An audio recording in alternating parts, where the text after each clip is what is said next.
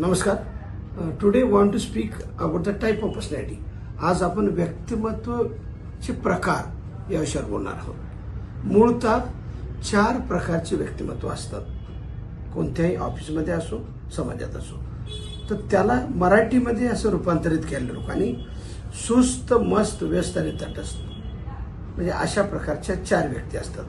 त्याला इंग्रजीमध्ये self negative, समोनलेस फॉल्स, ऑस्ट्रिच टाईप आणि प्रॉब्लेम सॉल्व्हर असं आपण म्हणू शकतो. आता काही लोक कायम नकारात्मक असतात, म्हणजे कुठल्या गोष्टीत त्यांना कायम निगेटिव्ह दिसतं, तर they are self negative.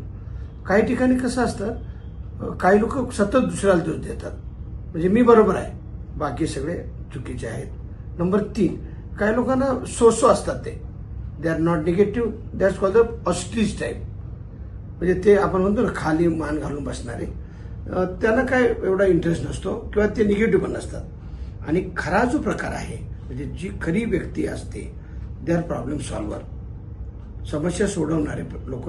Basically 20% लोक असतात जे समस्या सोडवतात.